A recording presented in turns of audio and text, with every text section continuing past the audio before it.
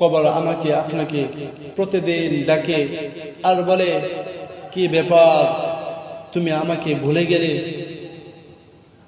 আমি তো হযরতে সাদ বিন মুআজকে ছেড়ে দেই নাই।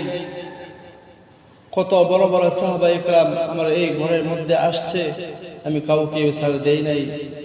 কত আল্লাহ ওয়ালা আমার এই ঘরের মধ্যে আসছে, আমি তাদেরকেও ছেড়ে দেই নাই। কত আল্লাহর আবেদ, কত আল্লাহ ওয়ালিগণ এই কবরের মধ্যে আসছে, আমি কাউকে ছেড়ে দেই নাই। আজ তুমি একটু চিন্তা করো, তোমার বাড়ির সামনে পিছনে দেখো কত কবর, তোমার মসজিদের সামনে সাইডে দেখো কত কবর।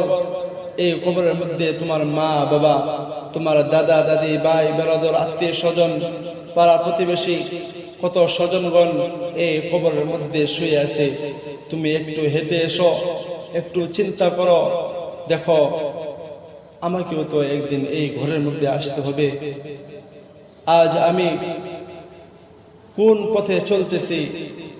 আল্লাহ তাআলা বলেন, কুল্লু নাফসিন যায়িকাতুল মাউত, প্রত্যেকটা প্রাণীকে মৃত্যুর স্বাদ গ্রহণ করতে হবে। চাই সে মানুষ হোক কিংবা জিন হোক কিংবা প্রাণী হোক, সকলকে মৃত্যুর স্বাদ গ্রহণ করতে হবে।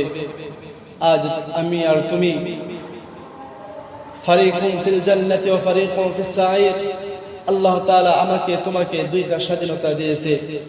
একটা হলো তুমি ভালো পথেও চলতে পারো, খারাপ পথেও চলতে পারো, এটা তোমার হাতের মধ্যে স্বাধীনতা। তুমি যদি ভালো পথে চলো তাহলে তোমার জন্য রয়েছে ফারিকুন ফিল জান্নাত, আর তুমি যদি খারাপ পথে চলো তাহলে তোমার জন্য রয়েছে ফারিকুন ফিস সাঈর।